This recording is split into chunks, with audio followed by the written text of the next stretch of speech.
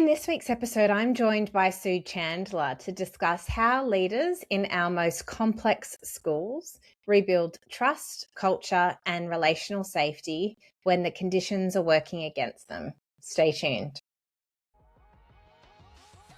Welcome to the Well-Led Schools podcast. I'm your host, Adrienne Hornby, school wellbeing consultant, strategist, and former school leader. Together with experts and real school leaders from across the world, we deliver insights and conversations that dive into what it truly takes to support staff wellbeing, strengthen school culture, and lead well with staff wellbeing in mind. A few weeks ago, I released the State of the Nation Band Analysis Data Report, a full national analysis of staff wellbeing across Australian schools, broken down by ICSEA band. What this means is that I reviewed data across below, at, and above average ICSEA scores. So this relates to the demographic, location, background, education of parents in different school settings. We split this into primary, secondary, as well as specialist schools who don't actually fall within an ICSEA band all the time. So if you've been following along, you'll know that the whole point of the report is that staff wellbeing doesn't look the same everywhere. So the band your school sits in likely or is more likely to shape the experience of your staff, as well as some of the stresses that they might carry, the hazards that they're exposed to, and what they actually need and want from their school in relation to staff wellbeing. I've actually linked this in the show notes. If you haven't had a chance to read it yet, you can skip to whichever band is relevant to you or spend time looking through all of the bands for your information. But for the rest of this term, I'll actually be spotlighting individual bands one at a time and going deeper than what the report could on key issues.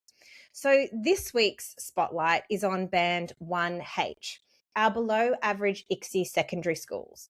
But if you work at a school that is not a below average ICSEA school, this episode is still for you. We are still talking about the complexities faced in many schools. And just because you fall within a certain band doesn't mean that you will experience the same similarities of the average schools that are similar to this settings. So it's definitely worth a listen today.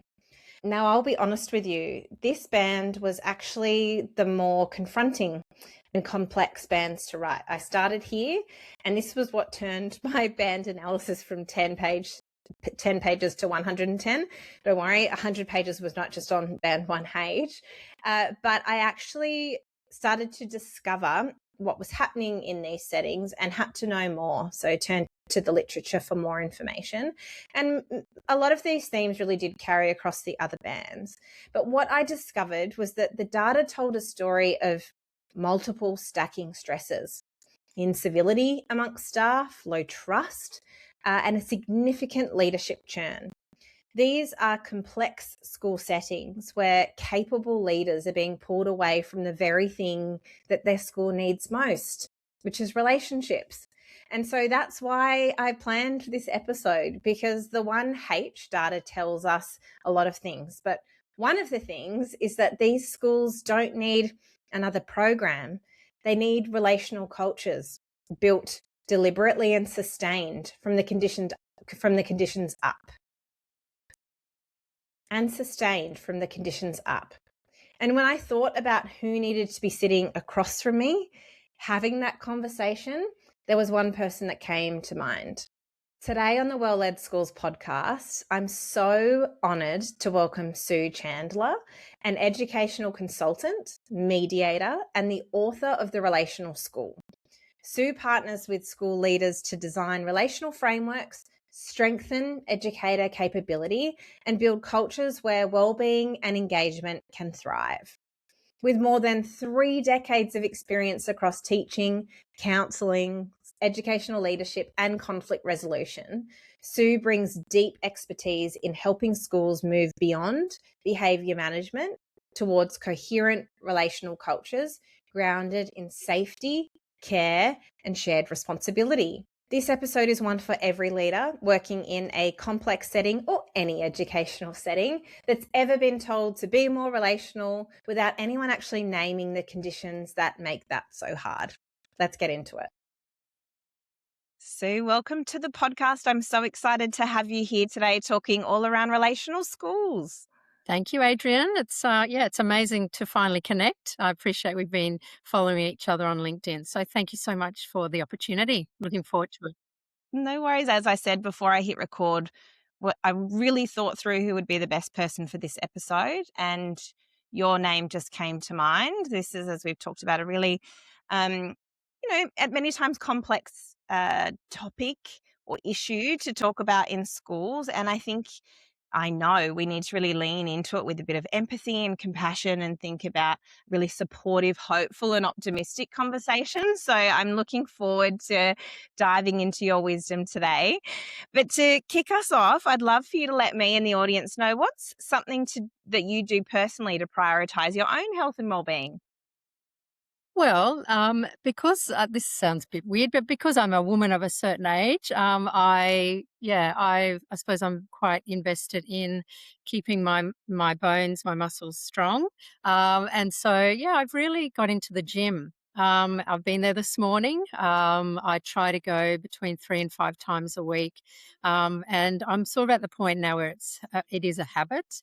And if I don't go, I miss it. So I think that's where you want to be. And I'm really enjoying it, and I'm feeling good for it. So that's something that I've managed to stick to for my well-being.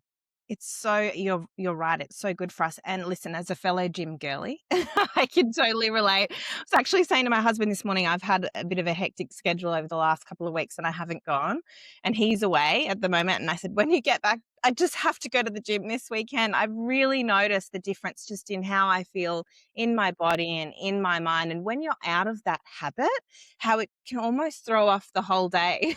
Yeah, I realize that. It's also a little community now as well. Like, Yeah. even though everyone's doing their own thing, you do see the same people, and got a personal trainer that I have a session with every now and then. And so he's always there. So that, connection and sense of belonging, I think once you hit that marker as well, the motivation, it helps the motivation.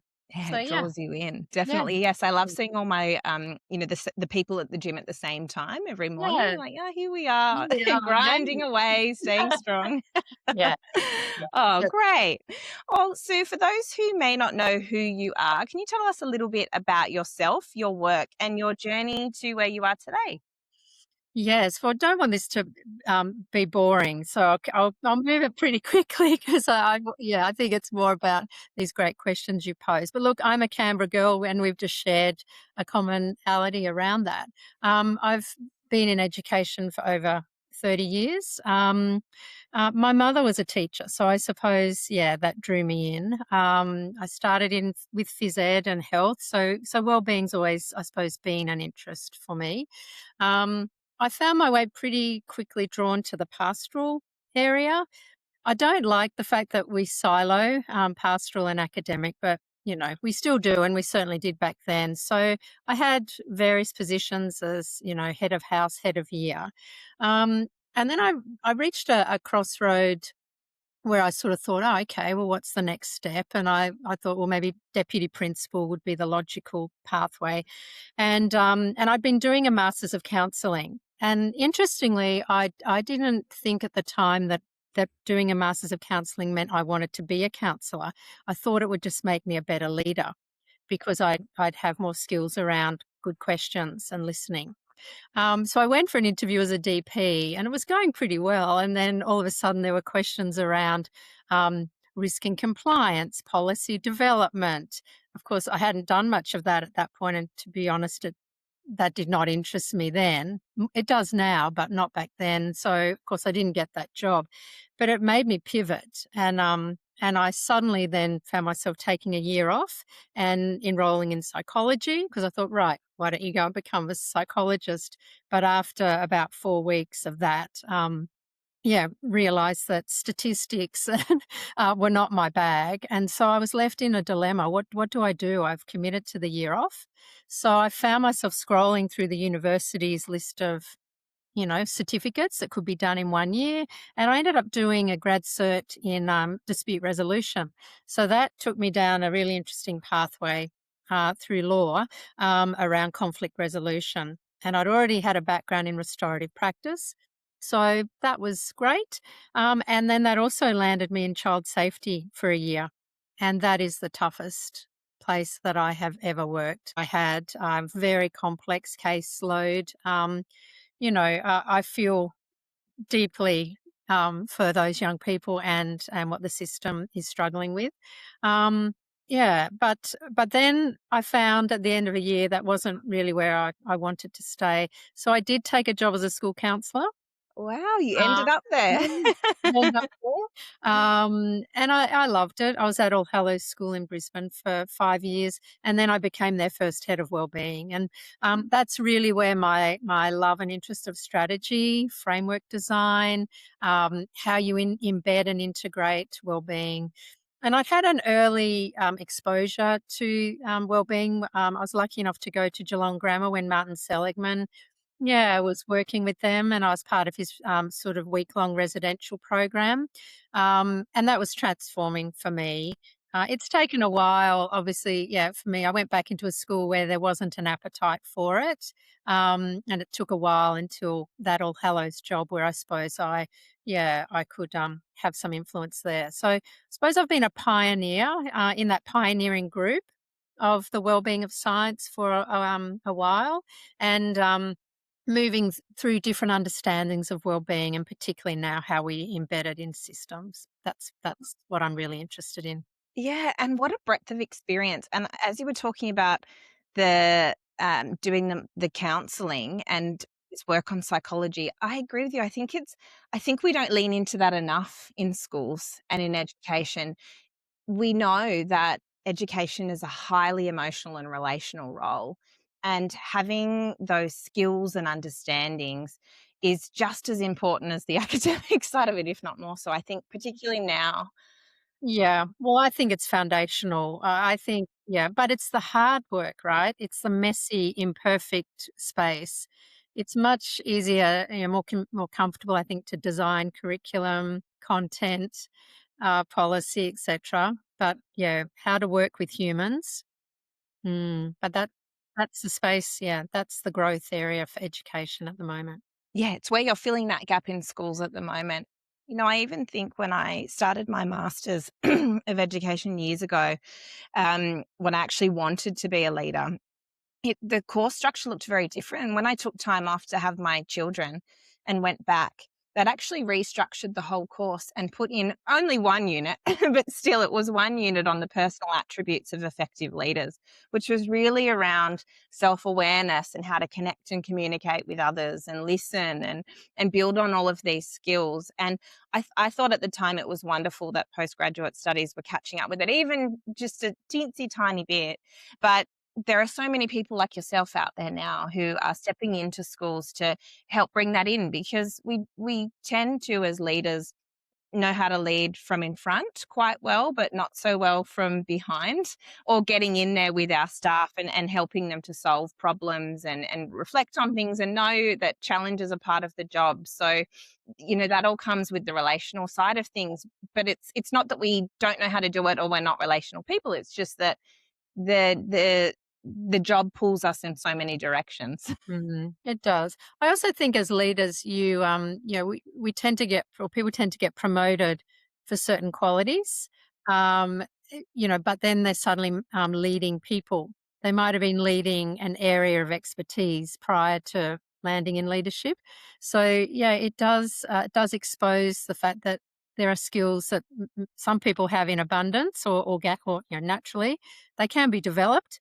But I think some leaders do find themselves, in a suddenly uncomfortable space of, oh, wow, now I have to work with all these people who are not compliant or not following directions. People don't do what they're told. What do you mean? Anyway, so it's an interesting space. Yeah, definitely. And as you mentioned, you've been you've had just this breadth of experience for over 30 years working in schools in many different capacities. What's the approach really? I know this is such a big question because this probably is really your book. But what is the approach that you encourage and support schools to embed, if you could tell it in a nutshell? Well, there's a term I really dislike, and it's behaviour management. And I think, lots of schools are moving away from it. But even if we could shift that to behaviour development, because I think what's become clear to me is I think we've got tension often in our behaviour frameworks and in our understanding of human behaviour, a tension around um, what are the conditions that will best enable a young person to build capability, in other words, to behave differently and to take accountability and responsibility for their actions. And so I think, like in a simple way, it's the philosophy that behaviour is a communication, and it's a reflection of a lack of skill, not a lack of will. And I'll unpack that a little bit more in some of these other questions. But in essence, we've got sort of these competing philosophies or beliefs around uh, what leads a young person to change or an adult to change. And a lot of our frameworks are still, written in the legacy piece around that it's a will, a defiance, a choice, as opposed to a lack of skill, something's getting in the way. So I suppose my approach is I'm really informed these days a lot by Dr. Ross Green, father of or founder of Collaborative and Proactive Solutions. That really is an invitation to work with young people. So for me, when I talk about relational practices, I'm not just talking about restorative practice. I do refer in the book to why I've adopted the term relational practice as this overarching way of working, and then there are different tools for different situations that we can draw on, and trauma informed approaches would fit under relational practice. Restorative practice would fit under that, and then collaborative and proactive solutions is another one that I lean on. And I try and help schools to see that restorative practice is our tool, but it's not the only tool. And you would use it for certain circumstances where there's harm, but you don't use it for every other situation as well. So collaborative and proactive solutions is really where there are unmet expectations. So there's an unsolved problem. So let's get busy solving the problem early, downstream, hopefully before we need the repairing piece.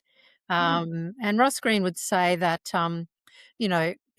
I asked him in a training session once, what he felt about restorative practice, as a companion or in comparison to his CPS approach. And he said, look, I'm not against restorative practice. He said, I don't think it's got the same reliability as CPS, and on his website he's got loads of research supporting his model. But he said, my main concern with restorative practice is it's late.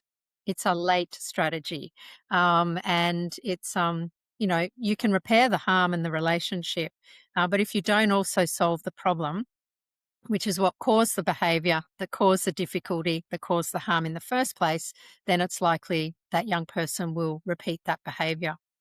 So that's got me really alongside the person, by the sounds of it, as opposed to just being that judgment being made as by you as the adult.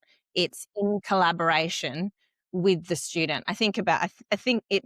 I feel very proud when you were talking about it, because even with my son this morning, he listens to stories at night as he goes to sleep, and I came in this morning to find him playing on the device, which he's not allowed to do. We talked about it, and I said, what do you think might need to happen from here? And he was like, well, I probably need to not have that device in my room for a while. And I was like, yeah. And my husband on the phone's like, that device comes off him for this period of time. I'm like, we've already worked that out. So here we go. Maybe you were a bit infused in my mind there. And he's obviously developing some capacity to solve that problem and realign himself with your expectations. Yeah. And I really resonated when you talked there about restorative practices having its place. And I was just speaking with the school about that this week, actually, because they have quite a large percentage of their staff really struggling with their approach to student management or relationships, or as you said, developmental management. Was that what you said? Behaviour development. I mean, I Behavior think, development. yeah, you want Sorry, to we're losing develop. the management. We're losing the management totally. Yeah, get rid of that word. Yes, behavior development.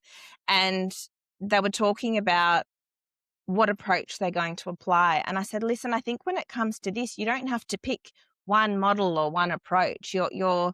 What works here will be a range of integrated research that you pull on in the circumstances that you need, and restorative being one of them.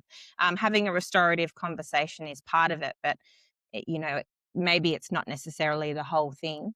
And that's okay. You don't have to say you're a this school or a that school. You can conceptualize what you do, bringing in things that are required depending on whether it's responding to a behavior or supporting need or being trauma informed, whatever that might be. Yeah. This is why I advocate for building discernment, professional discernment in our teachers. I am concerned with behaviour frameworks that are really prescriptive about, that behaviour or that category of behaviour results in this adult imposed outcome. That often leaves no professional judgment or discernment for the adult closest to the issue, and it often allows the escalation of the issue upstream. And this idea that those that are involved in the problem need to be involved in the solution can get lost in some of these structures. So yeah, so I'm not sure where I was going with that idea, but I think the idea that I want teachers to have a bit more control and a bit more discernment around which tool do I use in this circumstance. If there's harm, yes, that requires a restorative response. If it's this child is not meeting my expectations around staying in their seat, keeping their hands to themselves, doing their homework. That is not a harm piece, not yet anyway. That's an unmet expectation. And for me, that's where I encourage Ross Green's collaborative and proactive solutions model, where we notice early, we bring that to the student's attention. Like, Adrian, I've noticed you're having difficulty keeping your hands to yourself as you're sitting on the mat during circle time. What's up? What can you tell me? And I want to know from your perspective what's making it hard.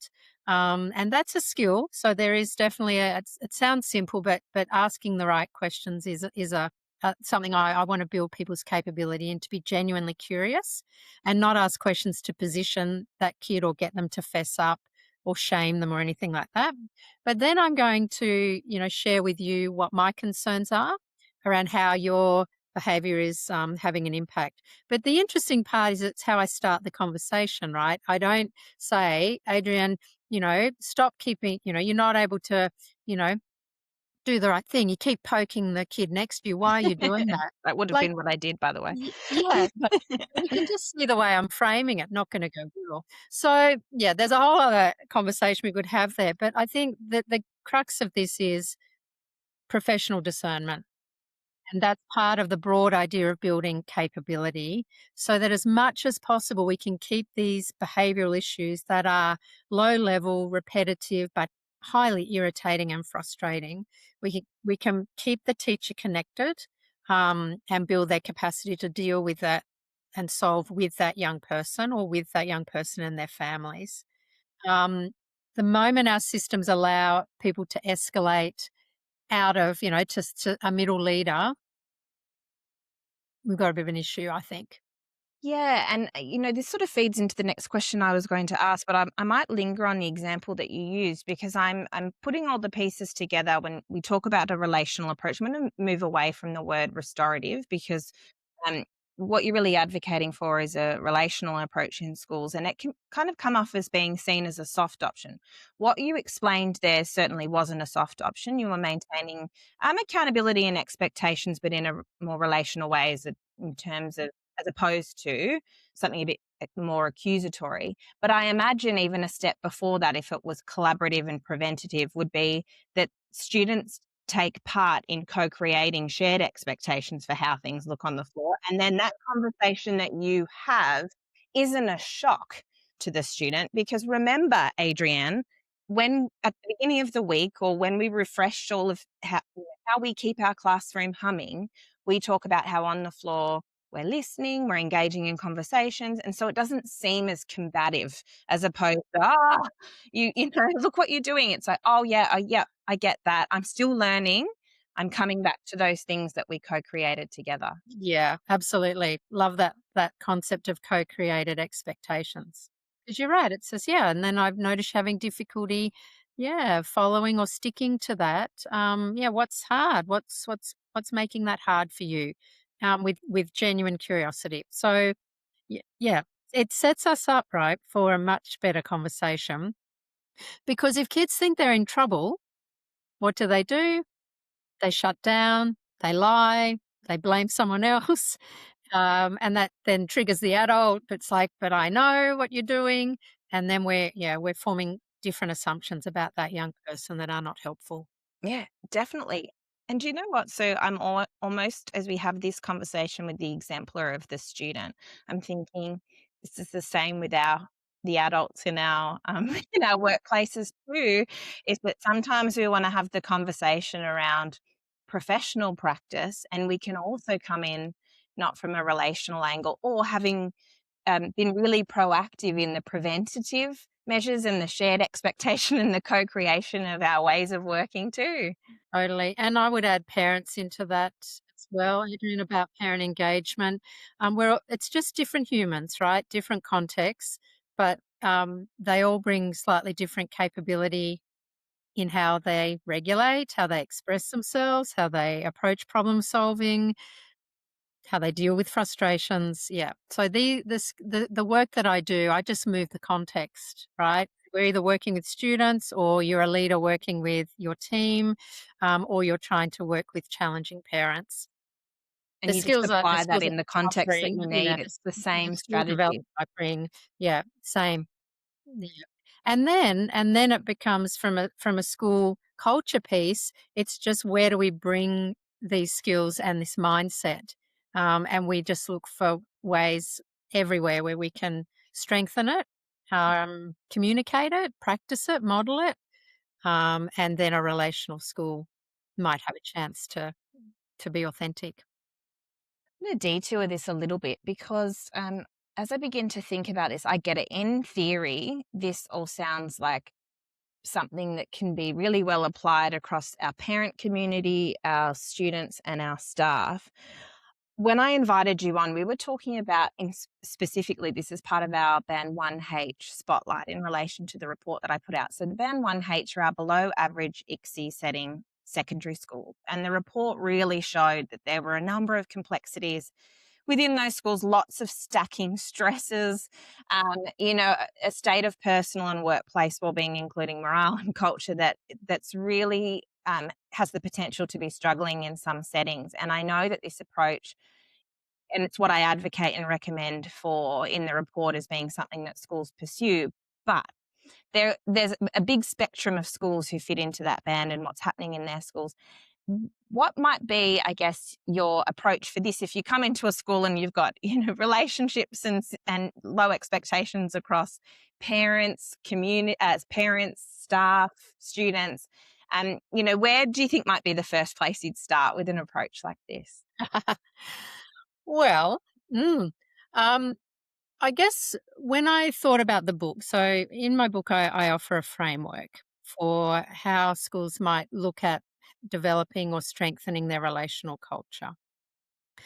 And there are two foundational pillars, and then there are three kind of pathways across the bridge. But the idea is you're welcome to sort of start where you believe is best placed. However, the first thing is to consider how ready your organisation is to embark on this work, on this significant, never-ending, long-term commitment.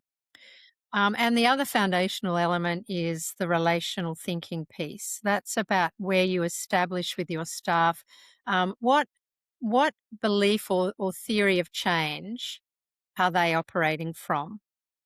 In other words, are they a compliance control believer? And that's all about restating expectations.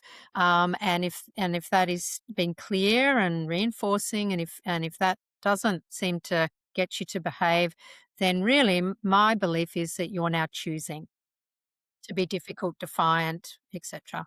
And so I believe that accountability is best served or best achieved by a punishment, a consequence, an inconvenience, something that I will think of and I will impose.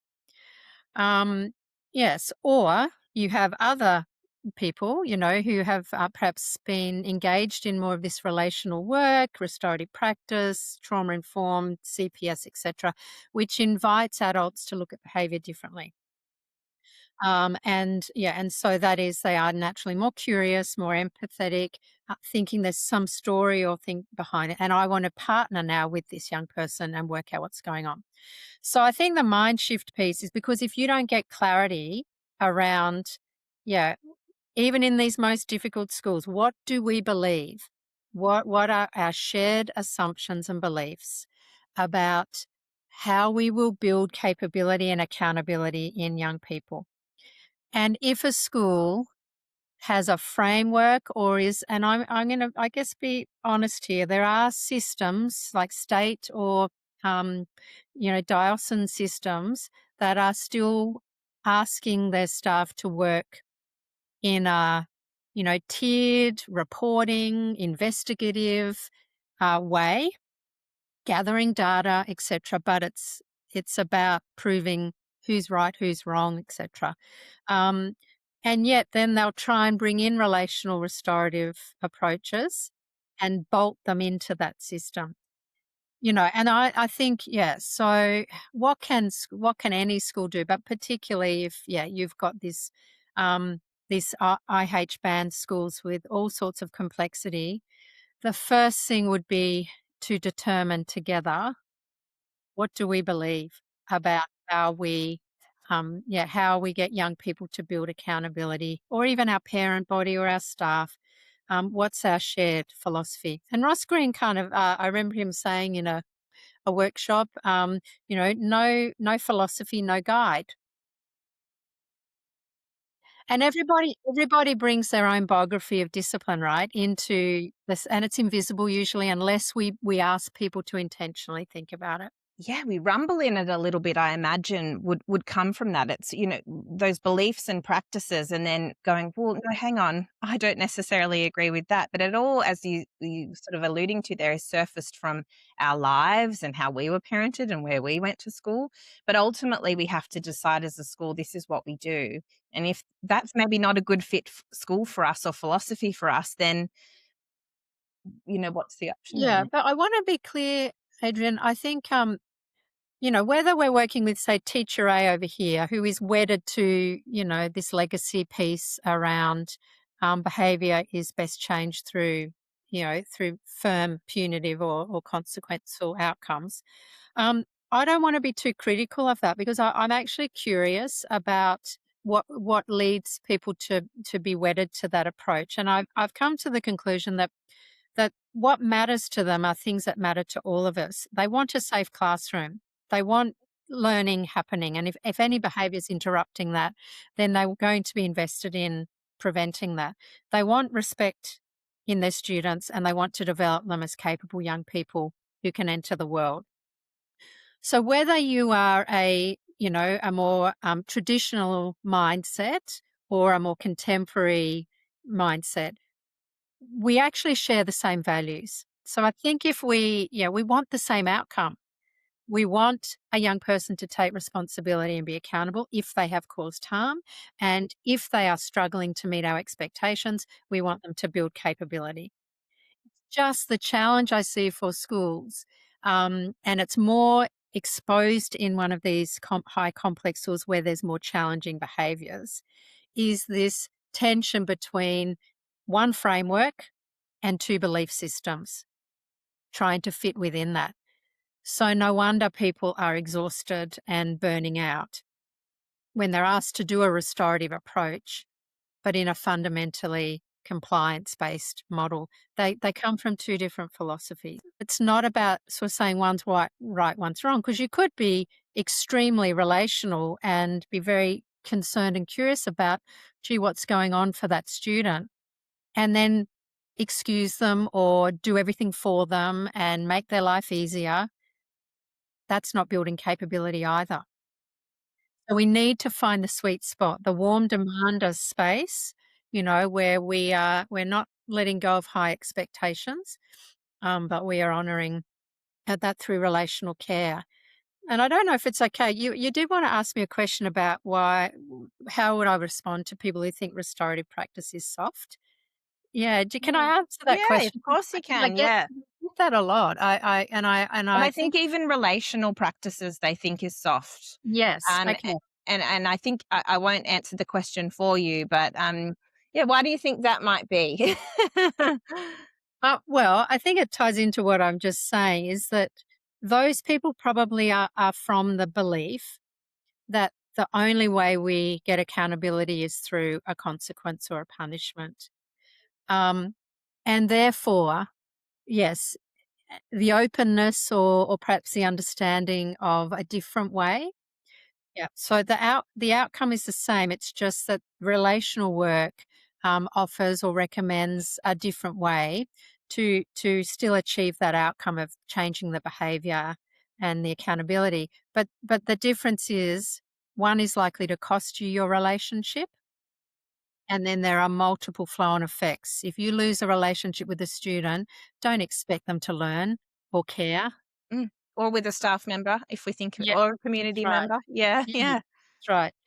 So restorative practice, yeah, it's actually a robust, deliberate, professional process for developing, getting young people to be accountable and responsible, and to hear possibly for the first time how their actions have affected others. Because the relational way also feeds into intrinsic motivation. What might motivate them to not do that again?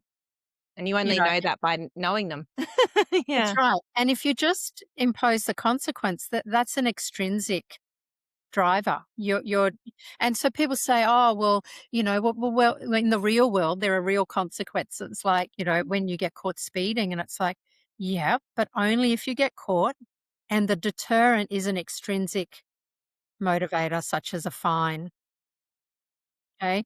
Um, it's not necessarily because, oh, gee, I shouldn't speed because I might cause an accident that might harm somebody else's life. So, yeah, I think for me, that's when people say it's soft, okay, I think that they're more comfortable in the space that accountability is best served through a punishment. But it's not working, right? No, people are such black and white thinkers though, because when you say we need more of a relational approach in schools, it's not we need only a focus on relationships. It's we know that we're doing the expectations and the accountability, to death. And so this is about balancing it out. So what I really took away from what you talked about then is that it's a high relationships, high accountability environment. And that sweet spot between the two of them, which is balancing. I even think about Tracy Azard when she explains ferocious warmth, even in her approach to leadership. She says, you've got to lead with the head and the heart, and it's a balance between the two. Sometimes you're more in the head. So I'm thinking sometimes you're more in accountability, depending on the circumstances. But then we also need to be flittering back to the relationships more at sometimes too. And there will be students or staff or community who arrive heightened some days. We need to be in the relational.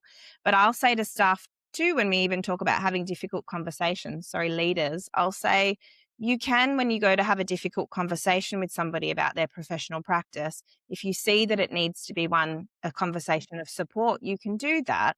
But it always needs to at some point be, I'll be checking back in on you and I hope you're okay. But we talk about the initial part of the conversation. And I think the last thing I would just say on that is relationship is the vehicle for accountability and capability. if you don't have a relationship with that young person or that parent or that colleague, good luck getting them to, through their own volition, make any changes. So, yeah, so it's, yeah, if we punish people and we send them away, we're shaming them. We're saying you don't belong here. Um, well, that will have an impact on the relationship. So, yeah, but it's convenient to be in compliance model. It's easy to make the decision. So I understand why people like to stay in that space. I'm just advocating for an alternative. Yeah. And I think that's so needed.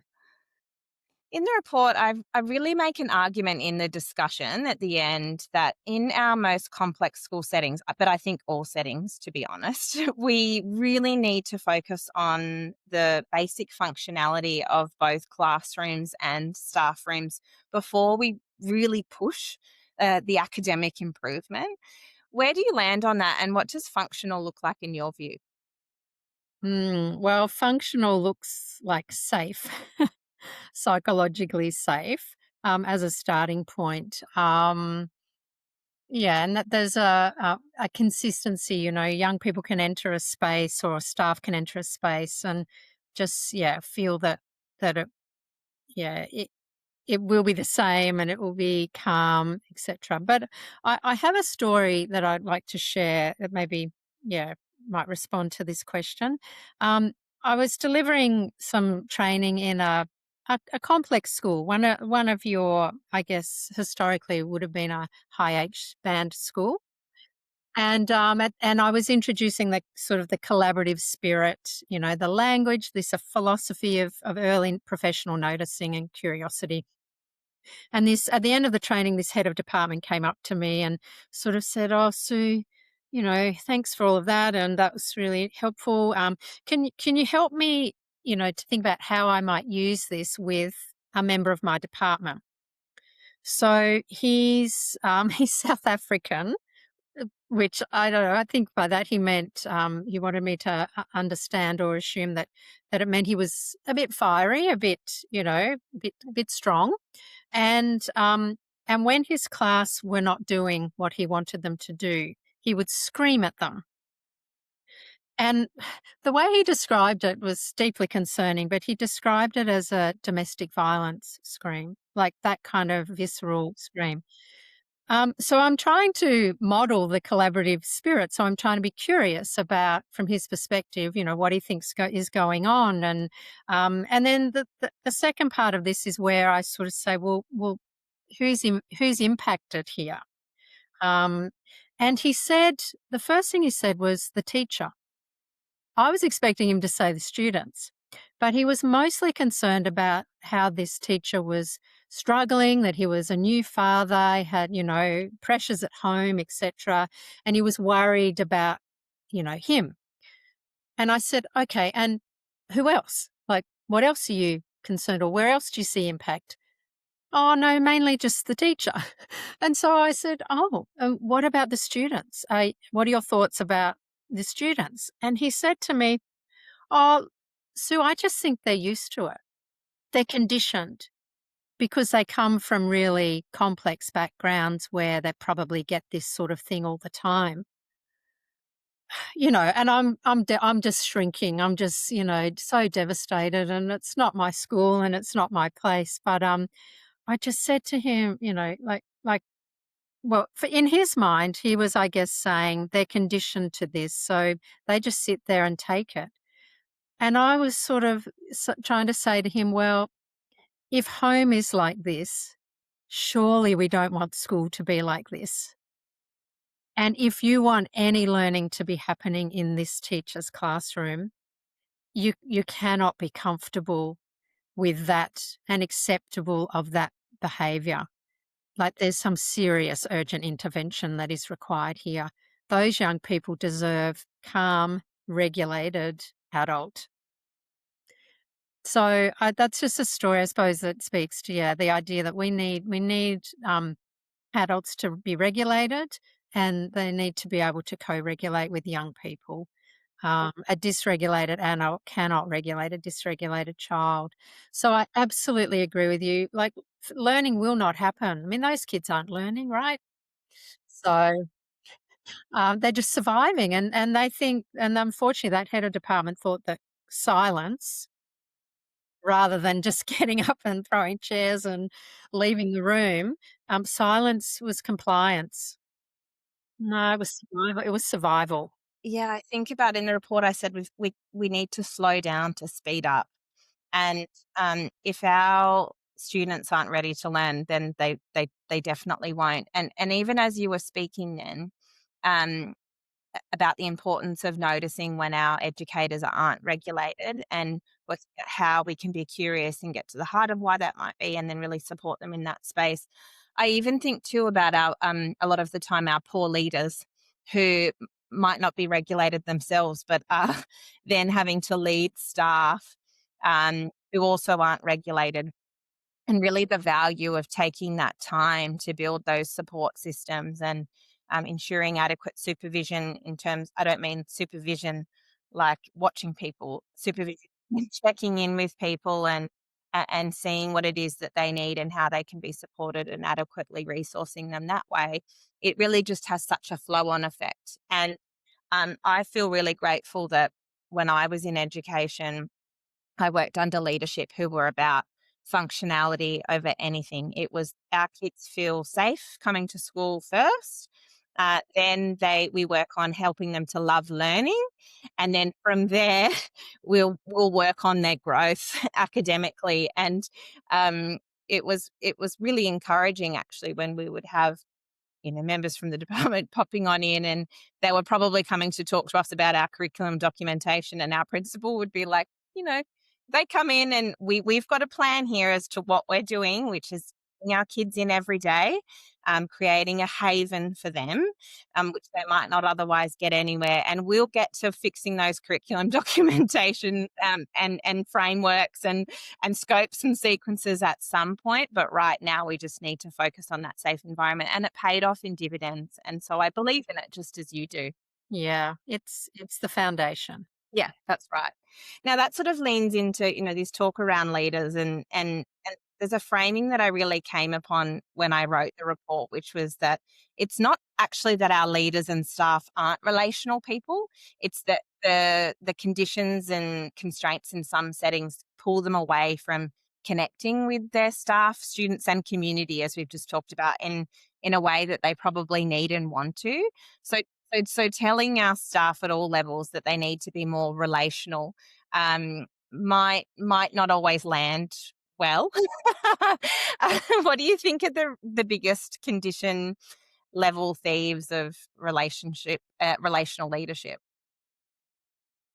Well, I do think the system can make it difficult, and obviously, my area of interest at the moment is in the behavioural relational development, behaviour development, what that system looks like. I appreciate there are many other systems operating within a school, so I just will kind of honour the part that I'm interested in. And so when I see a misalignment between what a school says they value and then how their actual practices play out, if there's a misalignment there, I think that's a thief straight up. That will suck the energy, and of course that then probably escalates more spot fires, crisis. Thinking on the run. Just that constant urgency. I think that's quite problematic. What else would be a thief? Well, I think, I'm a fan of Simon Breakspeare's work. Yeah, strategic pruning. I've got a bit of a professional crush there on Simon and his work. Not that I've ever met him, but I really admire Simon, if his you're work. listening, maybe you Yes, need to have a professional conversation. But I think, that's a thief too, right? Too many initiatives, and that bravery to sort of say, what are we going to stop doing, or reshape, trim, prune? So they're probably just a couple of thoughts I have on what can really get in the way, make it And I think harder. that then sort of almost funnels down into what you talked about before, which is, maybe a lot of competing beliefs and practices that are all happening at once. So really just trying to pull that down into finding what it is that's our shared practices across any, but particularly when it comes to students. And Well, it informs everything that happens after that. Yeah. So yes. So please start there. And the other thing is, I suppose I do when I talk about organisational readiness. That can be a thief too, right? If there's fatigue around change, lack of trust in how is this initiative going to be any different to the next one. And I think one of the helpful responses there is to invite dissent. I'm quite interested. A lot of people are a bit affronted by that word.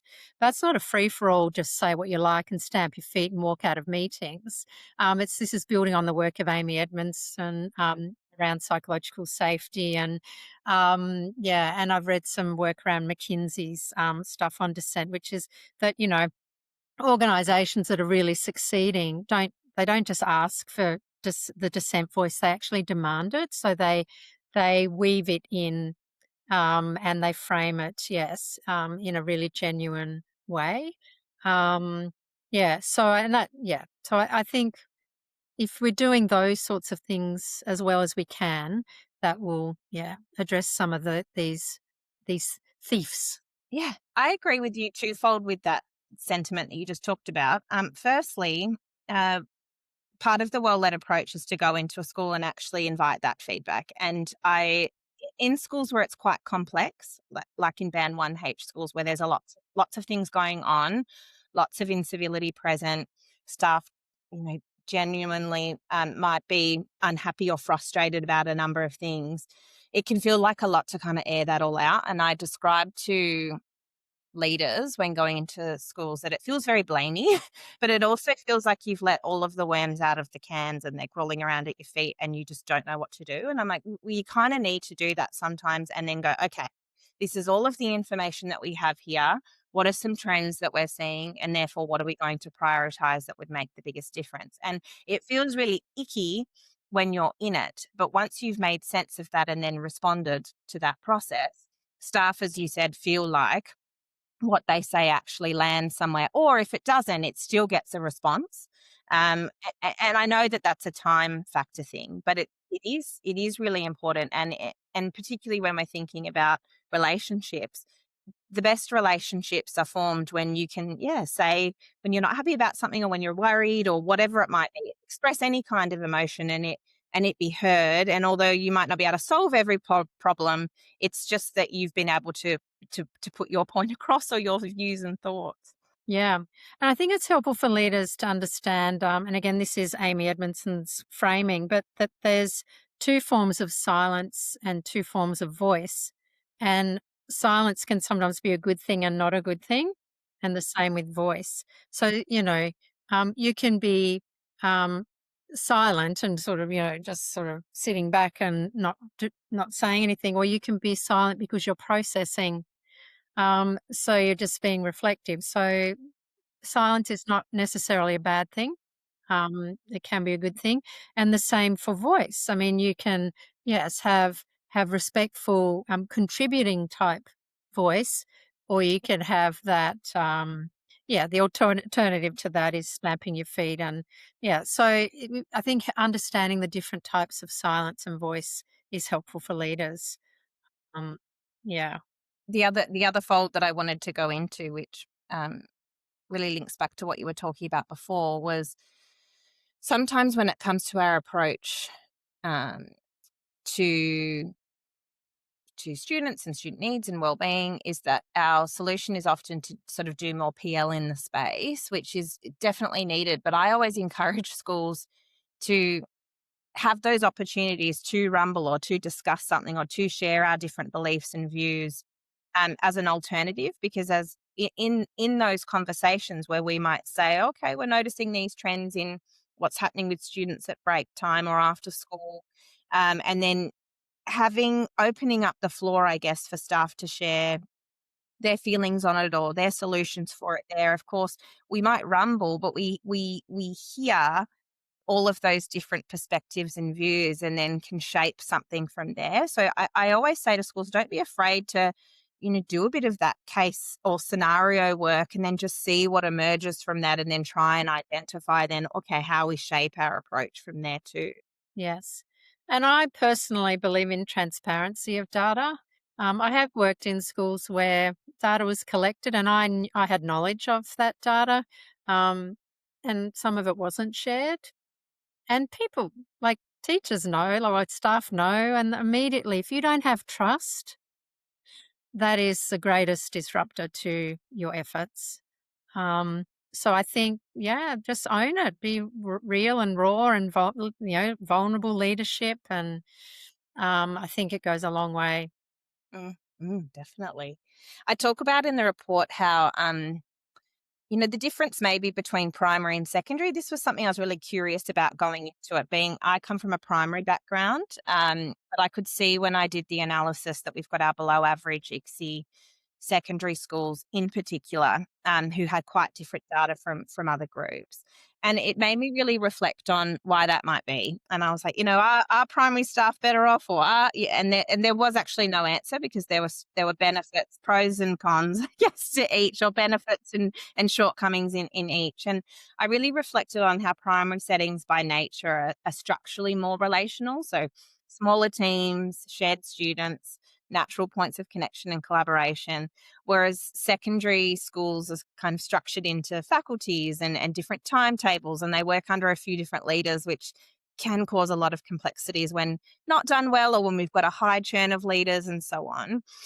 So I really called in a way for secondary schools to deliberately be a bit more primary-like in their relational structures. Is that realistic inside a secondary school or a timetable? And have you seen schools effectively structure how they work their teams for relationships? Yeah, I really like this question. Actually, it really got me thinking. I think because of how you've just described how secondary functions with the faculty approach, etc., and the layers of leadership role, etc., I do think it poses a challenge, and I do agree with you that primary structures are naturally more relational. But where I think there's an opportunity is I've been in some primary settings where the teachers have a lot more accountability and responsibility for responding to the behaviours that they see. There's less people to refer this to, right? So I find that their capability tends to be higher than in secondary, where secondary will have heads of year, heads of house, heads of pastoral care, certain roles, and the structure or the framework invites the teacher to escalate more quickly in a secondary school, I believe, than in a primary setting. I have seen many examples of that.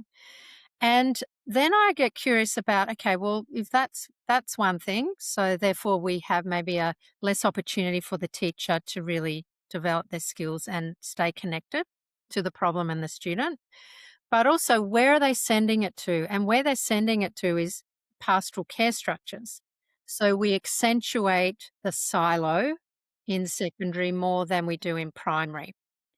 And that, for me, I do a lot of work in trying to help schools to see that heads of department or faculty or curriculum leaders, you have a role to play in solving problems with students. And it's about getting clarity around who is best placed to do a problem-solving collaborative approach with this student. Is it because it's related to their learning in a particular subject or the relational tension between their maths teacher and them? Why do you need to send that to a head of house or a head of year? That should go to a head of department who is skilled. There's tension here because people tend to, who maybe have felt more skilled and more interested in the relational space, wellbeing space, have gone into pastoral roles. That doesn't mean that there isn't capacity in heads of department, but it's often underdeveloped. And then there will be pockets of resistance there because suddenly these people say, but my expertise is curriculum. And I'm like, no, we need to be experts in humans. in educating humans. Yes. Like you don't, it's really moving away from, you don't teach maths, you teach a young person. So for me, that's where the gap exists.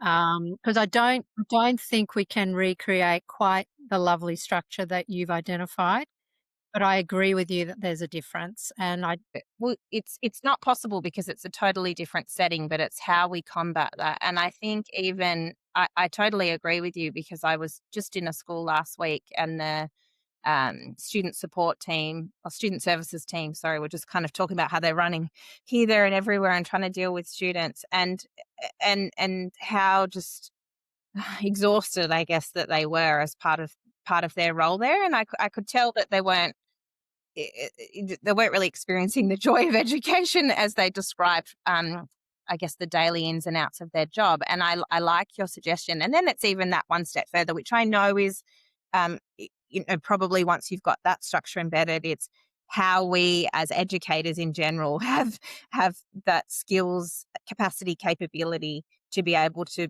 build those relationships with our individual staff and solution find at a classroom level. But again, it comes back to this systemic constraint around the fact that our students in high school are doing lots of different subjects and not all of them are attuned to their interests or their strengths. And so this is we don't have to go into the systemic the systemic drawbacks, I guess, of high schooling and how that might work for students, but recognizing that definitely plays a part, doesn't it? Yeah, it does. And look, I think you need the pastoral stream is where you would probably develop capability in restorative practice. So where there's harm in relationships, but everyone can get better at solving problems. Like unmet expectations around bringing equipment, wearing uniform, arriving on time, staying seated. Like let's get busy solving problems, right? Downstream. If the leader is the one who picks up an approach like yours or who reads your book, or really tries to focus on more of a relational culture or approach in their school and they leave in 18 months. I'm thinking about in these Band 1H schools, we have a high churn of principals and of leaders. It's really common. How do you build something like this into a school's architecture so that the culture doesn't walk out the door with those leaders who really believe? Oh yeah, it's a real problem, and um, I don't profess to have all the answers for this, and I think what I'd love to do, if you're open to it, is just to read a little extract from my book. So I had the privilege, I suppose, of collating 4 stories, and it's in the last chapter of the book, and it's called Stories of Success. And there's a couple in there that are from schools like your Band 1H, and and I'd rather let this particular leader's story speak to how I think we can stay hopeful in this space under difficulty. So I want to talk to you or share a story about a principal called Joanne Alford. I met Joanne years ago through our positive education sort of pathways. And then a couple of years ago, there was an article in the Australian newspaper celebrating her work at Centralian Senior College in Alice Springs. So as you can imagine, difficult, complex, 50% Aboriginal population, with the vast majority of those students identifying English as a second dialect. So Jo walked into, a chaotic environment. So forgive me, everyone, I'm just going to read this, but this is the context that Jo walked into. When Jo became principal of Centralian Senior College, a school of around 360 students, and as I mentioned, identifying with this 51% Indigenous with English as a second language. She did not inherit a calm environment. Students were frequently out of class, serious incidents were common, and staff were doing their best in conditions that often escalated rather than de-escalated behaviour, and police were regularly called onto campus. Jo's first task was stabilisation. Her next was transformation. Early in her tenure, Jo removed suspensions for anything other than violence. It was a brave decision, one that signalled a fundamental shift in what the school would stand for. It required holding the line on values while the community relearned how to respond to behaviour without relying on exclusion. That single choice forced a rethink of supervision, language, processes, and staff mindset. Instead of exclusion, Jo redirected attention to readiness. And you mentioned ready to learn before. Their behaviour was telling us a story that they weren't ready to learn. Students were explicitly taught what ready to learn meant. The meaning was no longer assumed to be understood. Being out of class became behavioural information, not a disciplinary failure. As Jo explained, if you're not ready to learn, you need to go home before property damage or person damage occurs. Going home was reframed as a reset, not a punishment, and students were welcome back when they could re-enter learning safely. And yeah, like there's a few other things I suppose that she did. She this is a quote where they'd adopted Russell Bishop's, I'm not familiar with his work, but relationship-based teaching and learning model, and very much are working with, not a power over or doing to. But she said if the school it claimed to be relational, then punitive or colonising practices could no longer shape staff responses. Her expectations were clear. Relational work wasn't soft. It was disciplined, deliberate, and anchored in professionalism. When staff defaulted to old habits of control or withdrawal, Jo reminded them of something she had long observed. If you won't engage with your students relationally, they will vote with their feet. What a brilliant story, and a case study really, and how it highlights to be curious, and the behavior was communication, or it was telling you something. It was information to pivot, to adapt, rather than seeing it as, again, that black and white thinking. It was, how can we move with this and adapt what we do to be the most supportive for our whole community? And yeah, and look, and not everyone stayed, but a few people found it difficult, right? Because they're uncomfortable with the approach. But yeah, Jo was fine with that. But she's now moved on to a different school. But when I interviewed her, I asked her, well, what was the retention like with her staff?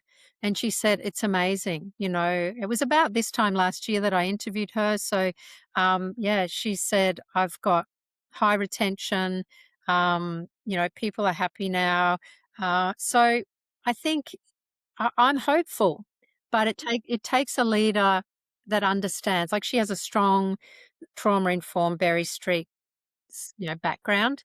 And she was brave, and she was willing to put a line in that sand.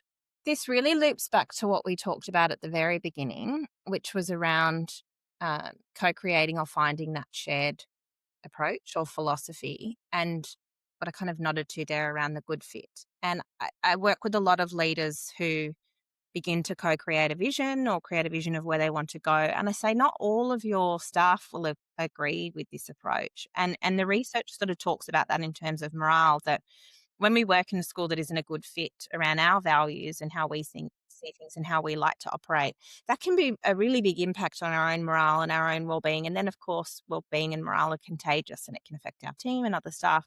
And I'm not saying that everyone needs to leave the school that they're at, but we definitely need to work with our staff to try and find some shared common ground and shared practices. But it's also okay that some staff might not agree with our style of leadership or how we run our school. I think the information is important. Like, if it's a large group, maybe we might not be leaning into that approach well. But it's also fine that some of our staff choose to move on. But if we have a very clear vision and philosophy of what we do as part of our onboarding and our hiring, we're very clear about that from the beginning. I think that that's also a key to a relational approach really sticking and landing, if it's really infused into part of that documentation and our strategic plans, and not in a dry way. I'm thinking about for that continuity. I have seen, quite a lot, because this relational skills need to be developed.